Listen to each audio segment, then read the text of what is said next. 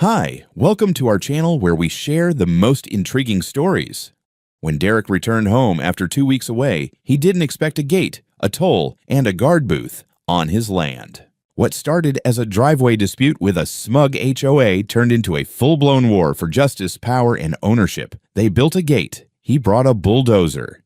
When you've spent most of your adult life working construction and operating heavy machinery, it takes a lot to shock you. I've pulled people out of collapsed trenches, seen cranes tip in slow motion, and driven through hurricanes to finish a job. But nothing, and I mean nothing, could have prepared me for the absurdity I saw the night I came home. 2 weeks I'd been gone, took a big commercial contract up in Colorado, site prep for a distribution center. I left my house in Maple County locked tight, yard clean, driveway clear. No issues. I was tired when I got back, close to 8 in the evening. Windshield smeared with bug guts, the sun dipping low and painting everything in that dull orange glow. I turned off the main road, headed toward the narrow stretch that cuts along the edge of the Maplewood Estates HOA, the same 30-foot wide strip of land I've owned since my dad handed it down. Runs about 300 yards from the highway to my house, and, yeah, it happens to run alongside that tight-ass little HOA community with its matching mailboxes and cookie-cutter landscaping. But the land, mine. Every inch. Legally, permanently, indisputably mine. So imagine my surprise when I slow to turn onto my road and see a pair of steel dam gates blocking it. Not a chain, not a cone. Gates. Big aluminum bastards with cameras, a keypad, motion sensors, and, because why not, a little guard booth tucked to the side like it's the entrance to a private military compound. I stopped the truck, blinked a few times, thought maybe I took a wrong turn. But no, that was my land all right. I could see the oak tree I planted next to the property line. The gravel under the gate? That was gravel I laid myself 2 years back. I even recognized a small crack in the concrete marker near the fence post where I once backed into it with the trailer. There was a sign bolted dead center on the gate, glossy, brand new. RID, Maplewood Estates, Controlled Access Road. And beneath that, in a bold red stripe, free passage from 6 a.m. to 6 p.m. All other times, $15 fee. I just stared at it.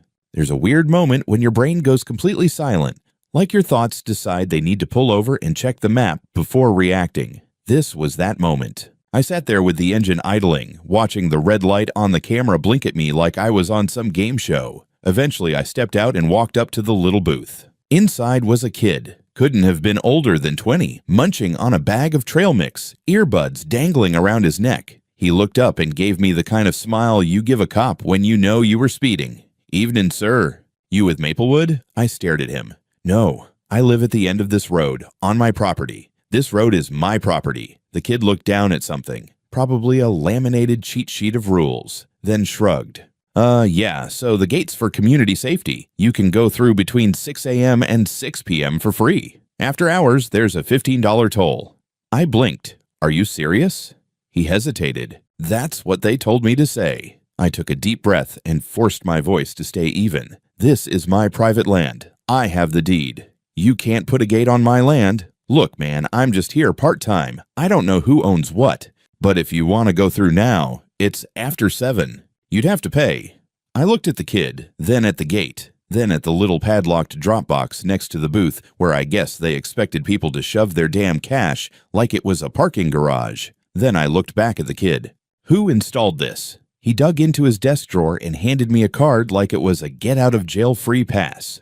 GL West President, Maplewood Estates HOA with a phone number and a gold foil logo that screamed smug suburban supremacy. I didn't say another word. Just turned around, got in my truck, and backed the hell out. Took the long way around to a service path behind my property that we usually use for hauling gravel. By the time I got to my house, the sun was gone and my blood pressure was working overtime. I cracked a beer, pulled out the original deed from the file cabinet, dated, notarized, and as clear as day. 30 feet wide, 327 feet long, extending from the highway to my residence. I've paid taxes on that strip for nearly 20 years. My dad paid before me. Hell, we even ran the water lines under it. And now it had a gate. A gate with a price tag. Around 9:30, I picked up the phone and dialed the number on the card. It rang twice before a voice picked up. syrupy sweet, like someone smiling while spitting in your coffee. Good evening.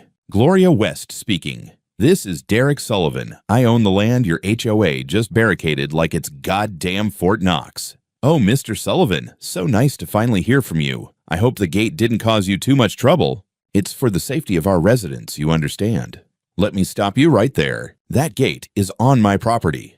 Well, she said, laughing lightly, our legal counsel reviewed the boundaries and determined that since the road runs adjacent to our community, we're within our rights to secure access for safety. And, of course, you've been granted free access for 12 hours a day. Very generous, really. I clenched my teeth. You're charging me to use my own land after 6 p.m. Only if you choose to travel at night. Most reasonable folks plan ahead. Besides, the funds go toward maintenance and security. It benefits everyone. You built a gate on private land without the owner's permission. You're going to take it down. I'm afraid we'll have to agree to disagree, she said, her voice dripping with smug. But if you feel strongly, you're more than welcome to pursue legal action. In the meantime, I suggest keeping trips within the free window. Click. I stared at the phone in my hand for a long while. Outside, the night was quiet, the kind of rural silence you can only get when you're not fenced in by rules, meetings, and fake smiles. Or at least, that's what I thought. That night, I didn't sleep. Not because I was scared, hell no. I faced worse in combat zones, but because I realized something far more dangerous had rolled onto my land. Entitlement. And I was going to dig it out, root and all. The next morning, I was at the county recorder's office before they even flipped the open sign. I'd called ahead to request all the land records tied to my property, including the deed my father filed back in the late 80s. The clerk, older guy, slow hands, faster brain, handed me a neat little folder after about 20 minutes of database digging. I sat down at a plastic table and combed through every line. There it was, plain as daylight. Parcel 17A, a privately owned tract of land measuring 30 feet in width, extending 327 feet from County Road 8 to private residence known as Lot 9. Stamped, certified, notarized. I asked the clerk to run a quick GIS overlay just to make sure. He pulled it up on his monitor. There was the parcel shaded in yellow. The gate, sitting squarely on it, on my land, without a single inch bleeding into Maplewood HOA territory. I made copies of everything, color printed the satellite image, highlighted the parcel lines, took digital photos, uploaded them to the cloud. I even got a goddamn USB drive with all the files because I wasn't going to lose this to some legal technicality. By noon, I was walking into the office of Tom Richards, my attorney. A bit rough around the edges, mid-50s, mustache like a sheriff from a Coen Brothers movie, and a handshake like he still did push-ups every morning. Tom had been with me through a zoning dispute with the county a few years back and helped a buddy of mine sue a contractor who poured a concrete foundation 6 degrees off level. Guy knew dirt law like a priest knew scripture. I dropped the folder on his desk. He skimmed through it, flipping pages slowly, then faster. His eyes stopped at the GIS overlay. He raised an eyebrow. This all looks clean. Because it is, I said. They installed a gate on my land while I was out of town. Cameras, a goddamn toll booth. They're charging me to use my own road. He leaned back, steepled his fingers. That's not just overreach. That's unlawful encroachment and unauthorized construction on private property. So what do I do? He grunted. Well, you have 2 roads here. The long one is filing suit. We can demand immediate injunctive relief and pursue a civil action for damages. The short one is a direct formal demand. You send them a notice to remove the structure within a defined time period, or you'll do it yourself. I nodded. I'm leaning short road. Tom smirked. That's what I figured. Still, I'm sending them a demand letter, 48 hours to remove all structures voluntarily. If they don't, you can take steps to reclaim your property. But you do that. Be ready for retaliation. HOAs love filing lawsuits. It's their foreplay. I laughed, bitterly. I'm not scared of paperwork. No, he said, but they might try to hit you from the side. Call the county. Complain about your business. Hell, call the IRS if they get desperate. I'm ready. That night, I didn't touch a drop of alcohol. I stayed sober, alert, parked my truck by the edge of the property and set up a trail cam aimed at the gate, infrared and motion triggered. I wanted eyes on everything. If someone so much as dropped a candy wrapper, I'd have it on film. Next morning, Tom sent the demand letter, certified mail, email, and a copy taped right to the little guard booth. It was short and punchy. Remove all unauthorized structures from Parcel 17A within 48 hours or face direct action and civil liability. The kid in the booth read it, then texted someone. I watched from my porch with a cup of black coffee, waiting. The call came that evening. Unknown number. I answered. "Mr. Sullivan," said the voice on the other end, smooth and smug, aged like bourbon poured over ice you didn't ask for. "This is Howard West. I understand you've been speaking to my wife, Gloria. I thought it was time I stepped in. You see, I practiced law for 35 years before retirement. Land use, easements, access rights, my bread and butter." I let the silence sit for a second before replying. "You're the one who came up with this toll gate stunt?" "I advise the HOA board," he said. "And frankly, Mr. Sullivan, I'd caution you against rash actions. My legal opinion, and I say this respectfully, is that your little stretch of road may qualify as a public easement. After all, Maplewood residents have used it to access the main road for decades. That history creates legal precedent." I clench my jaw. There's no recorded easement, no agreement, no signature. That road is mine.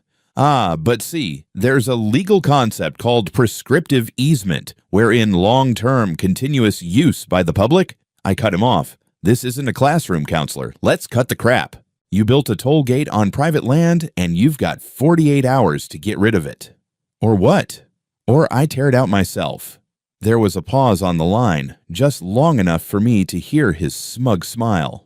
"Well then, Mr. Sullivan, if you damage community property, we'll have no choice but to pursue legal action. In fact, I'll personally ensure we sue for damages that could, how do I say this gently, devastate your little construction business. You understand?" I didn't answer right away. I just smiled into the receiver and said, 48 hours, Mr. West. Then I reclaim what's mine." He chuckled. "You'll regret this." I hung up. Funny thing about threats. They don't scare you when you've had rockets fired at your convoy overseas. All they do is focus you. I walked out to the garage, flipped on the lights, and stared at my bulldozer. Not yet, I thought, but soon. I showed up at 12:05 sharp, just like I promised. Not 5 minutes past noon, not 15 minutes fashionably late. 12:05, bulldozer rumbling, exhaust chugging behind me like an angry dragon. The whole machine vibrated with purpose. I'd fueled it the night before, greased the tracks, checked the hydraulics. It was ready, and so was I. 2 of my guys, Jimmy and Raul, followed in my truck, cameras in hand. They weren't just employees today. They were witnesses, backup, civilian observers, whatever the hell you'd call people making sure no one rewrites history later. The gate was still there. Steel panels gleaming in the sun like the smug smile of a bureaucrat. Guard booth untouched. The toll sign still bolted to the front like it had any legal weight. No movement inside the booth. The kid probably called in sick. Smart. I climbed down from the dozer and stood in front of the gate. Camera pointed straight at me. Jimmy gave me a thumbs up. I cleared my throat, looked straight into the lens, and spoke calmly. Today is Thursday, the 21st of September. Time is 12:07 p.m. These gates, cameras, and this guard booth are illegally constructed structures located on Parcel 17A, land owned by me, Derek Sullivan. I issued formal notice for their removal 48 hours ago. That notice was ignored. As the legal owner of this property, I am now commencing the removal of said structures. I didn't shout. I didn't wave a flag. I just climbed back into the bulldozer, lowered the blade, and pushed the throttle forward. The first crunch was beautiful, sharp, final. The gate didn't stand a damn chance. The aluminum gave way like foil. The posts sheared right out of the gravel like pulled teeth. I didn't even need a second pass. I swung the blade sideways and carved the keypad post right out of the earth. The camera snapped off and hit the ground with a pitiful crack. I kept moving, clean and efficient. The guard booth went next. Cheap plywood wrapped in vinyl siding. I pushed it 10 feet off the road and dumped it in a neat pile just past the property line, on HOA territory. Let them deal with their trash. By the time I was finishing up, I heard the screech of slippers on gravel. Stop! Stop that immediately! This is illegal! I turned in my seat just in time to see her, Gloria West, storming up the road in a lavender bathrobe and pink fuzzy slippers, hair in curlers, phone in hand like a weapon. She looked like a cartoon villain who'd overslept her court date. "You can't do this," she shouted, holding her phone up like it was Excalibur. "I'm calling the police. This is destruction of community property." I shut off the dozer's engine and climbed down, motioned to Jimmy to keep filming. "Ma'am," I said, not unkindly, "this is private property. You built on it illegally. I gave notice. I've got the documents. And I've got the footage." "You're insane. You can't just destroy things." "You're right. Normally you can't. But when they're built on your land without permission..." I shrugged. "That's called reclaiming ownership." She screeched something into the phone, pacing in angry circles. I caught a few words. Police, felony, threat, destruction. She was in full meltdown. 15 minutes later, 2 sheriff's deputies pulled up. One older guy I recognized from a contractor licensing inspection a few years back. The other younger, fresh-faced, maybe 6 months out of academy. They stepped out calm, hands off weapons, just doing their job. Gloria ran to them like she was reenacting a soap opera, gesturing wildly at the wreckage and the still-rolling camera. "Arrest him! He tore it down with a bulldozer. I want him in cuffs. He threatened me." The older deputy, name tag said Harlan, nodded patiently and then turned to me. "Mr. Sullivan, you got proof this is your property?" I handed over the manila envelope I brought. Deed. GIS maps. Letter from Tom, time-stamped photos. Certified mail receipts. Everything lined up like a soldier's kit inspection. Harlan flipped through the papers for about 2 minutes. His partner watched silently, eyes bouncing between Gloria, me, and the dozer. "Well," Harlan said at last, "as far as I can tell, the structures were on your land. You gave notice. You documented it. This looks like a civil issue to me." Gloria's jaw dropped. "He destroyed HOA infrastructure." "On his property," Harlan replied. "You'll have to take it up in civil court." "But she waved at the wreckage, sputtering. "You're just going to let him walk away?" Harlan shrugged. "It's not a criminal matter, ma'am." I tipped my cap. "Appreciate your time, officers." As I climbed back into the dozer, Gloria screamed something about lawsuits, destruction of property, revenge, God's wrath, possibly locusts. I didn't stick around. I'd said my piece, done what I came to do. By the time I reached the driveway to my house, the cameras were off, the dust was settling, and the bulldozer was cooling down. No one owns your land but you.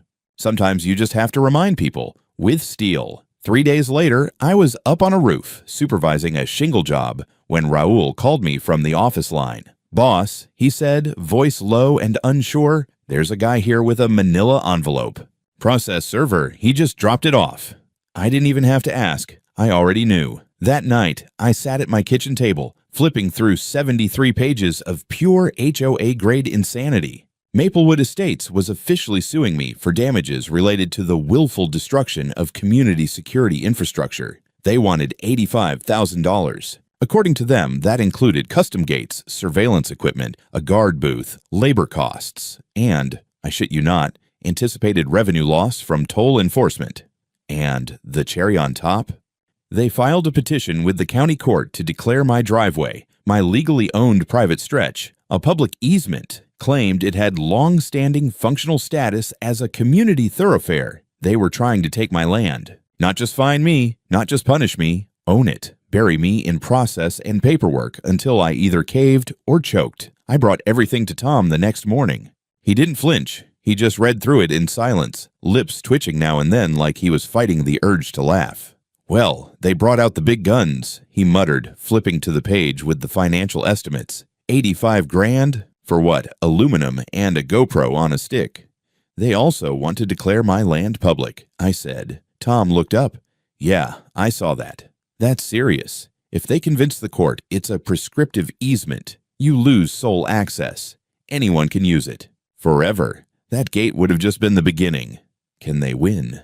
"Unlikely," he said. Prescriptive easements require decades of open and hostile use, usually without the landowner's permission.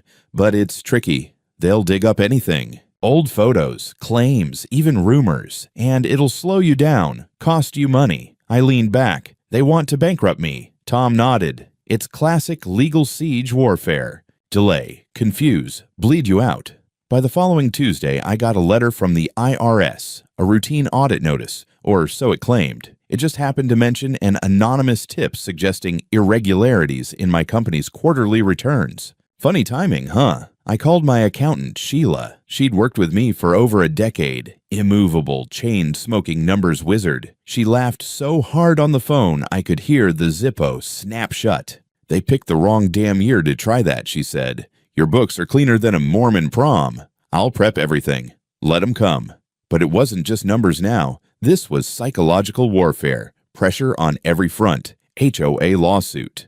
Property petition, IRS audit. I had suppliers calling, asking if I was in trouble. Clients subtly delaying payments. Even one subcontractor backed out of a future job, mumbling something about not wanting to get involved in a legal mess. They weren't just trying to win in court. They wanted to isolate me, discredit me, make me radioactive in my own damn community. I started noticing HOA people driving by my property real slow, cell phones up, cameras pointed. One even came up and asked if I had a permit for some of the construction equipment parked out front. I smiled, took his photo, and told him if he stepped a foot past my property line, I'd file a harassment complaint so hard his grandkids would feel it. He left. The pressure was real, but it wasn't fear I felt. It was clarity. These people weren't just entitled, they were strategic, organized, and arrogant enough to think they could outmaneuver someone who spent years managing logistics under mortar fire. They wanted war? Fine.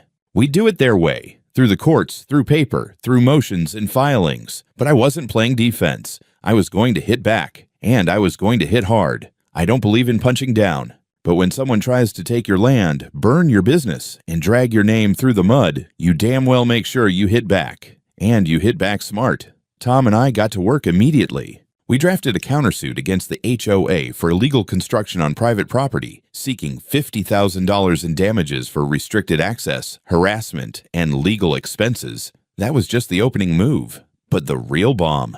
We filed a personal civil suit against Gloria and Howard West, not the HOA, them personally. We named them as individuals responsible for organizing an illegal toll system and attempting to coerce payment under false pretenses. That's extortion. Civil? For now. But we weren't stopping there. Tom's paralegal handed me a copy of the complaint. My name right next to theirs, black on white. Beautiful. "They won't see this coming," Tom said, cracking his knuckles. "HOA boards love hiding behind the entity, dragging them into the light. That's how we get leverage." "Let's give them some light then," I said. And we did. Next, I hired a private investigator, guy named Wallace. Retired state trooper turned professional nosy bastard. Wore flannel, didn't talk much, got results. I told him to dig into the HOA's finances. I wanted to know where the toll idea came from, how they voted on it, and most importantly, who benefited. He came back a week later with a bombshell. Over the past 5 years, Maplewood Estates had collected over $200,000 in security fees, special safety assessments, and infrastructure upgrades. That part wasn't surprising. What was surprising? Barely any of that money had been spent on anything resembling actual security, not until the gate. And even then, the contractor listed for the install, Everhart Civil Solutions, a private LLC out of Sarasota. Registered agent, Howard L. West. Gloria's husband, the HOA, had been paying his shell company for consulting, infrastructure, compliance research, and more. Essentially, they funneled community money into their own pockets. I remember just staring at the spreadsheet Wallace gave me. It wasn't just greed, it was fraud. Tom looked like Christmas came early. "We give this to the DA. They won't be able to sweep it under the rug. This is criminal. Embezzlement. Abuse of fiduciary duty." I nodded. "Let's go."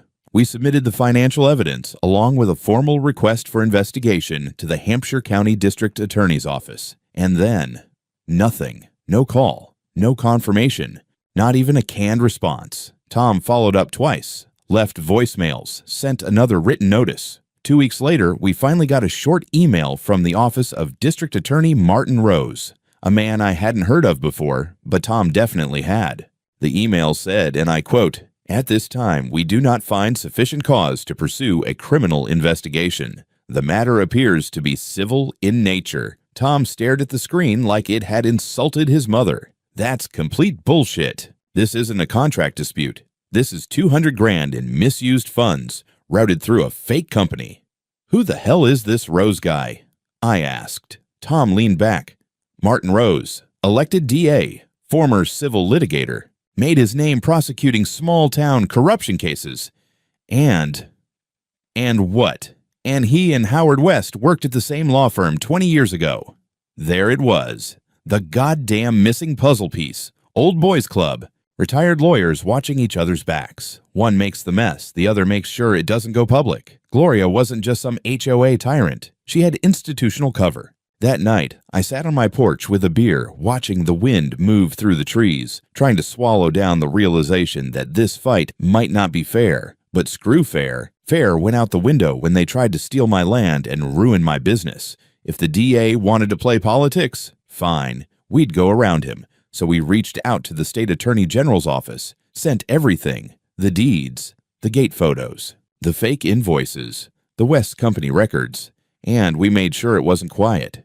Tom called a friend at Channel 7, small local news team, but hungry, gave them the whole story. By the weekend, the headline read, "Private landowner bulldozes HOA toll gate." But was it legal? A day later, where did $200,000 in HOA fees go? Local attorney faces questions. The first real cracks had formed. It wasn't just my fight anymore. The week after the story hit the air, everything changed. What started as a neighborly dispute turned full-blown public scandal. Channel 7's report ran twice on the evening news and got picked up by a regional affiliate. They showed aerial shots of the bulldozed gate, interviewed a couple of Maplewood residents, and even used a freeze frame of me standing next to the dozer like I was some kind of land rights folk hero. Tom joked I should start charging for autographs. I wasn't laughing. I got 2 more anonymous letters stuffed in my mailbox, one calling me a hero, the other calling me a terrorist in flannel. Typical. But what mattered was what happened in court. The county judge didn't dismiss my countersuit. He scheduled a hearing. That was big. That meant our evidence, the deed, the timeline, the videos, the financial records, had legal teeth. The West tried to file a motion to dismiss based on malicious intent and harassment, but the judge shot it down in less than 24 hours. Tom was giddy. They thought they could lawyer this thing into oblivion, he said. But now they're stuck. Discovery opens in 2 weeks. We're going to drag every bank statement, email, and meeting minute into the sunlight. Meanwhile, the HOA doubled down. Their lawyers, some slick-suited bastard from a boutique firm in Charleston, filed a motion to seal the financial records, claiming they contained sensitive resident data. Pure misdirection. The judge denied it. The noose was tightening. But the most unexpected thing, people started coming forward. It started with a call from a woman named Carol Dean, longtime Maplewood resident. Soft-spoken, nervous. She asked if I could meet her, off the record, at the diner on Old Farm Road. When I showed up, she handed me a crumpled stack of emails she'd printed, internal HOA board messages. Gloria had forwarded a quote for the gate installation to Howard before it was even discussed at a meeting. Another email showed Howard coaching the board on how to justify special assessments with vague safety language. Carol looked terrified. "I voted for Gloria twice," she said, "but this isn't what I signed up for. They're hiding things." I passed it all to Tom. That broke the seal. 2 more residents followed. An elderly couple who said they never saw actual budgets, and a local handyman who claimed he was asked to fake an estimate for fencing that was never built. The scandal was spreading like wildfire. HOA meetings started drawing record attendance. Someone leaked minutes where Gloria called me a ticking time bomb with a god complex. I printed that one out and framed it. Then finally came the call we were waiting for. The state attorney general's office was opening an investigation. Apparently, the media coverage, plus a few nudges from a state senator with property near Maplewood, pushed the issue high enough up the food chain.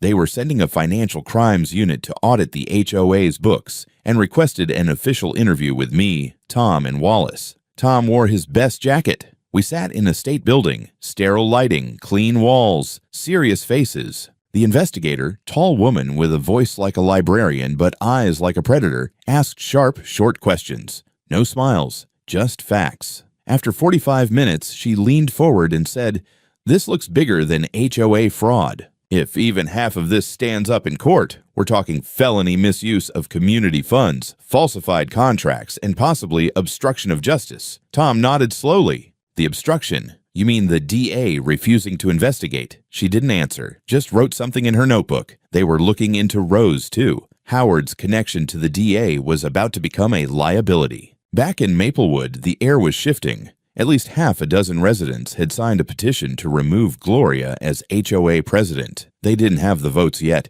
too many people still scared or loyal, but momentum was building. Someone even spray-painted $15 my ass on the sidewalk near the HOA clubhouse. I didn't do it, but I laughed like hell when I saw it. I wasn't naive. I knew they'd keep fighting, knew the courtroom battles were just beginning. But for the first time since I saw that damn gate, I felt like I wasn't alone. This wasn't just about my land anymore. It was about everybody they'd ever pushed around. The courtroom was packed. It was the kind of turnout you'd expect for a murder trial or a celebrity divorce, not a dispute over a damn driveway. But every row of benches in that polished oak chamber was filled. Residents from Maplewood Estates, contractors I'd worked with, a few reporters with press badges, even some local activists waving signs that said, "Land rights equals civil rights." I walked in wearing a clean work shirt and boots. No tie, no apology. I wasn't trying to look like a victim or a martyr. I just wanted to look like me. Gloria and Howard were already seated at the plaintiff's table, whispering to their lawyer, a silver-haired guy who probably charged more per hour than I paid in rent my first year in business. Gloria looked brittle. Howard looked annoyed. Neither looked confident. The judge, an older woman with half-moon glasses and a voice that could cut drywall, opened the session and laid out the agenda. The HOA's case against me, my countersuit, and the motion regarding the alleged public easement. No more hiding.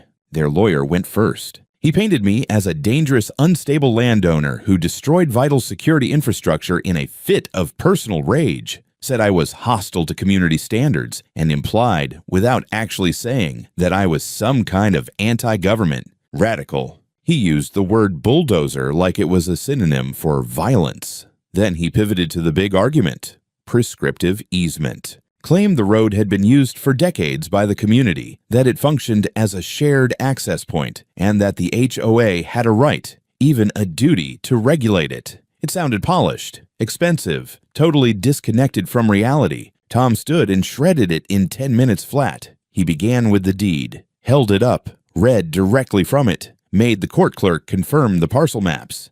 "This is private land," he said. "Every inch legally owned, documented, and never granted for public use." Then he queued up the video footage from the demolition, played it for the court, me reading the statement, calmly removing the gate, even waving at the cops as they left. It wasn't rage. It wasn't violence. It was calculated lawful action. Next, he went after the toll system, brought out the sign, $15 after 6 p.m. Asked the court, if this was a shared road, why was he the only one being charged to use it? Their lawyer objected. The judge overruled. "It's relevant," she said. And then came the hammer blow. The financial evidence. Wallace had compiled everything into a single clean timeline. Funds collected, lack of HOA member votes, payments to Howard's shell company, invoices for work never done, multiple signatures forged, over $200,000 that had disappeared into paper fog. Gloria's face cracked first. She looked like she was holding in a scream. Howard still had that lawyer's poker face, but his knuckles were white. When Tom revealed that the contractor listed for the gate install was registered to Howard West himself, the courtroom buzzed. The judge banged her gavel twice, called for order, and then, quietly, she said, "I'm referring this evidence to the State Attorney General's office for review under fraud and misuse of fiduciary funds." You could have heard a pin drop. But we weren't done. Tom called Carol Dean to the stand. She was nervous, but she testified clearly, said she'd been misled, that the HOA board never disclosed the real spending, that she'd been pressured to keep quiet. The opposing counsel tried to rattle her. Failed. Then they called no one in response. No rebuttal witnesses, no paper trail to prove community access, no proof that anyone but me had any legal claim to the road. By the third day, it was over. The judge didn't issue a ruling on the spot. Said she'd take everything under advisement, issue written orders the following week. Standard procedure, but you could feel it in the air. They'd lost. That night, Channel 7 ran a new headline. HOA trial uncovers potential fraud scheme. State launches criminal inquiry. Reporters swarmed the courthouse steps. Gloria pushed past them. Howard said nothing. I gave one short statement. Property rights matter. That gate wasn't just metal, it was a message. And I sent one back. the state attorney general's office confirmed a formal criminal investigation. Howard's bar license was placed under emergency review. Gloria's name was removed from the HOA website less than 24 hours later. And someone, I'll never know who, spray-painted a bulldozer on the wall outside the Maplewood clubhouse. No words, just the machine. I guess it said enough. The ruling came in on a Monday morning. I was pouring my second cup of coffee when Tom called. No small talk. We won. I didn't say anything for a second, just stared at the steam rising from my mug. All of it, I asked. All of it, he confirmed. Judge ruled the gate was illegally constructed on private property, dismissed the HOA's claims in full. Your countersuit is upheld. They owe you $35,000 for damages and legal fees. And the rest. Criminal case is out of our hands now, but the AG's office just dropped the hammer. Formal charges filed this morning. Fraud, embezzlement, abuse of fiduciary duty, multiple felonies. I exhaled. Didn't smile, didn't cheer. It was just over. Well, almost. The fallout came fast. By the end of that week, Gloria West was officially removed as HOA president by an emergency vote. The board issued a public apology, carefully worded, lawyer-approved, but real. The new acting president, a local real estate agent named Madison Clark, called me personally. She said, "Mr. Sullivan, I don't know what kind of hell they put you through, but I want to be clear. It's not who we are, and it won't happen again." I respected that. 2 weeks later, Goward West was arrested, booked, and released on bail. He walked out of the courthouse in a suit 2 sizes too big, looking like someone had drained all the air out of him. His law license revoked. Emergency suspension became permanent. They sold their house within a month. Rumor was they moved to Arizona, maybe Mexico. I didn't care. Let them go. Let the desert have them.